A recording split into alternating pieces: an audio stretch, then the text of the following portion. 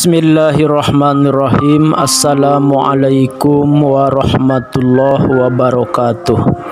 Alhamdulillah wa syukru ala ni'amillah wa salatu wassalamu ala rasulillah. Sahabat-sahabat sekalian, puji dan syukur terpanjat kepada Allah. Kita masih diberi umur. Saya kembali menyampaikan yang temanya adalah 8 keutamaan mencintai orang miskin. Sahabat-sahabat sekalian, bahwa Rasulullah Shallallahu Alaihi Wasallam senantiasa mewasiatkan kepada kita untuk mencintai orang-orang du'afa, orang-orang yang memang perlu perhatian kita semua. Bahkan baginda Rasulullah SAW dikenal dengan Abul Yatama, bapaknya anak-anak yatim, dan Abul Masakin, bapaknya orang-orang miskin. Bisa kita simpulkan bahwa Rasulullah itu sosok yang begitu sangat peduli kepada orang-orang yang termarginal, bisa fakir, bisa miskin, bisa yatim, orang-orang yang memang terpinggirkan. Maka kalau kita ingin mengikuti sunnah Rasul, maka tidak ada jalan kecuali kita pun harus mengikuti jejaknya, yaitu mencintai anak yatim, mencintai orang fakir, mencintai orang miskin. Ada 8 keutamaan mencintai orang miskin. Yang pertama, mencintai orang miskin termasuk kebaikan yang utama. Ya, disebutnya al-abrar, orang-orang yang berbuat baik. Yang nomor kedua, mencintai orang miskin dan dekat dengan mereka akan memudahkan hisab kita di hari kiamat. Setiap kita kelak tidak akan bisa bergeser kecuali akan dihitung, dihisab oleh Allah. Dan orang-orang yang akan dipermudah hisabnya kelak adalah orang-orang yang suka menolong orang fakir, orang miskin, anak yatim. Man nafasa an mu'minin kurbatan min kurabi dunya, nafasallahu anhu kurbatan min kurabi yaumil qiyamah. Wa man yassaru ala mu'sirin yassarullahu alaihi fid dunya wal akhirah. Barang siapa yang menghilangkan satu kesusahan dunia dari seorang mukmin, maka Allah akan menghilangkan darinya satu kesusahan di hari kiamat.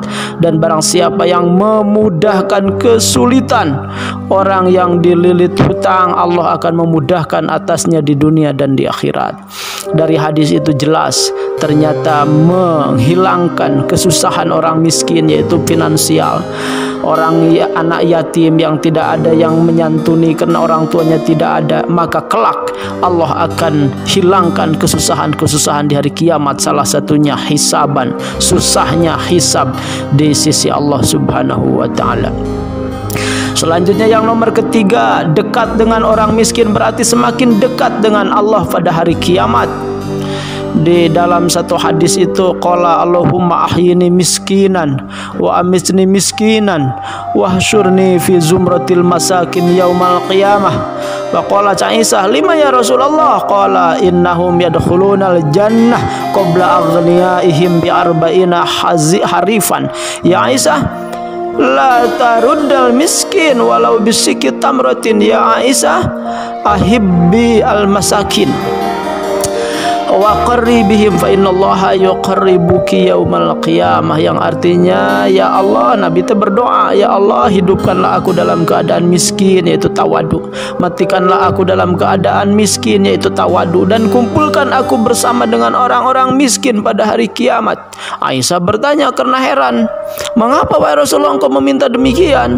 Kata baginda Nabi, orang-orang miskin itu masuk ke dalam surga 40 tahun sebelum orang-orang kaya. Wahai Aisyah, janganlah engkau menolak orang miskin walau dengan sebelah kurma ngasih. sesuatu. Wahai Aisyah, cintailah orang miskin dan dekatlah dengan mereka, karena Allah akan dekat denganmu pada hari kiamat. Jadi orang-orang yang dekat dengan fakir miskin, ya artinya menyantuni, artinya memberi, artinya selalu membebaskan kesulitan-kesulitan orang fakir, miskin, yatim, maka kelak akan dekat dengan Allah Subhanahu wa ta'ala. Selanjutnya yang nomor keempat, mencintai orang miskin adalah landasan kecintaan pada Allah. Ya, para ulama menjelaskan bahwa mencintai orang miskin adalah landasan kecintaan pada Allah, karena orang miskin tidaklah memiliki materi dibanding orang kaya. Namun seseorang harus mencintai si miskin itu karena Allah. Kadang-kala kita mencintai orang kaya, mendekati orang kaya, akrab dengan orang kaya karena ada udang di balik batu. Tetapi kalau seseorang dekat dengan orang miskin, apa yang diharapkan? Pasti dia yang diharapkannya adalah kecintaan Allah. Maka Rasulullah SAW bersabda, man ahabba lillah wa abghadha lillah wa a'ta lillah wa man'a lillah faqad istakmala al-imana. Barang siapa yang mencintai karena Allah, membencinya karena Allah, memberinya karena Allah, juga ya berbuat sesuatunya karena Allah, berdekatnya karena Allah, maka ia telah sempurna imannya. Dan mendekat kepada orang-orang miskin dipastikan karena Allah, karena tidak ada harapan dunia, tidak ada keuntungan dunia dekat dengan orang fakir, miskin dan yatim, kecuali pasti hanya meraih berharap ridha Allah. Yang nomor kelima, mencintai orang miskin termasuk dalam wasiat Rasulullah Sallallahu Alaihi Wasallam. Rasul kan bersabda kepada Abu Dzar Al-Ghifari, itu wasiatnya 7. Ausani khalili bisab'in, telah berwasiat kekasihku kepadaku dengan 7 wasiat. Apa itu? Bihubil masakin. 1, harus mencintai orang miskin. Yang kedua, wa an adnuwa minhum, dan supaya dekat dengan orang miskin. Dan yang ketiga, wa an andura ila man huwa aspalu minni, harus melihat kepada yang lebih rendah dariku. Jadi ya tidak boleh melihat tuh kepada yang sosialita, ya lebih kaya dari kita, tapi lihatlah kepada orang yang lebih parah dari kita, orang yang di kolong jembatan, rumahnya dari kardus, kehujanan, kepanasan, diusir ke Satpol PP, lihat ke situ. Aku dianjur akan memperbanyak ucapan la haula wala quwata, itu salah satu wasiat. Yang kelima, aku diperintah untuk mengatakan kebenaran walau kana murran, walaupun itu pahit.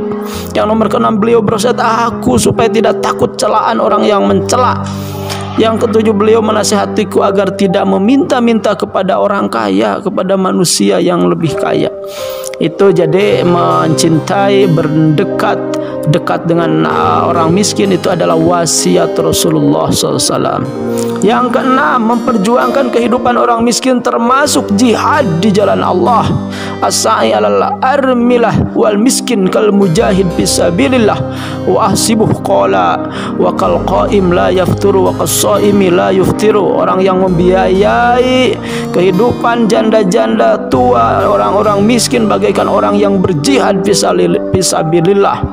Dari rawinya katanya beliau bersabda, dan bagaikan orang yang sholat tanpa merasa bosan, serta bagaikan orang yang berpuasa terus menerus, yaitu orang-orang yang ya asai alal armilah wal miskin, orang-orang yang membiayai kehidupan fakir miskin, janda tua, yatim dan lain sebagainya. Dan yang ketujuh, menolong orang miskin akan mudah memperoleh rizki dan pertolongan Allah, serta akan mudah mendapatkan barokah dan doa mereka. Mereka orang-orang yang banyak menjerit oleh urusan duniawi. Mereka orang-orang yang ya secara duniawi terhinakan, disepelekan, maka doanya itu mustajab. Hal tunsaruna wa turzakuna illa bidu'afaikum, hadis riwayat Bukhari ini. Kalian hanyalah mendapat pertolongan dan rizki dengan sebab adanya orang-orang lemah dari kalian. Jadi kita berlimpah rezeki karena ada doa mereka, kita berlimpah rezeki karena ada andil mereka. Nggak mungkin orang kaya bisa kaya kecuali karena pegawai-pegawainya miskin, orang yang di bawahnya miskin, yang secara finansial tergantung kepada mereka, kepada orang-orang kaya itu, dan orang kaya pun bisa menikmati hasil bantuan tenaga pikiran mereka. Jadi itulah gitu ya. Ketujuh, menolong orang miskin, mudah memperoleh rezeki dan pertolongan Allah. Dan yang terakhir, kedelapan, orang yang mencintai orang miskin memiliki sifat tawadu dan qanaah. Orangnya akan rendah hati dan akan merasa cukup karena bergaul selalu dengan orang miskin. Beda sama bergaul dengan orang sosialita. Ya pulang ke suami minta beli anu karena si anu beli anu, harus kita seperti anu karena si anu seperti itu. Ya kenapa? Karena bergaul dengan orang-orang kaya. Tapi kalau bergaul dengan orang miskin, kita akan tawadu, kita akan qanaah ya. Baginda Rasul kan bersabda, unduru ila man asfala minkum wala tanduru ila man huwa fauqakum fahuwa ajdaru alla tajdaru ni'matallah. Pandanglah, lihatlah orang yang berada di bawahmu dalam permasalahan harta dan duniawi, dan janganlah engkau pandang orang yang berada di atasmu dalam masalah duniawi.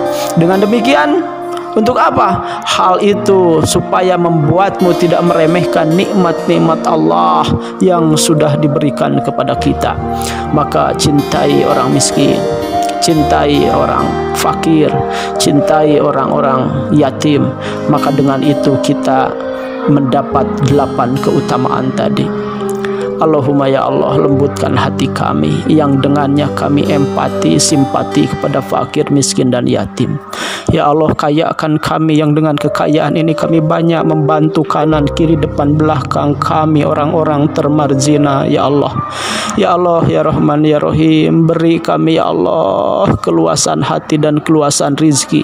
Yang dua hal itu kami banyak berbuat kepada sesama, banyak menolong kepada sesama, dan berbuat menolong menyantuni sesama yang duafa. Itulah kami bisa jadi wasilah menjadi jembatan surga dan jembatan ridhomu, berkah dunia, berkah akhirat, yang dengannya ya Allah dunia kami genggam, tapi dunia itu pula yang menjadikan wasilah kami mendapat ridho dan surgamu dengan banyak beramal sosial kepada sesama. Istajib ya Allah, istajib, istajib. Akhirul kalam, assalamualaikum warahmatullahi wabarakatuh.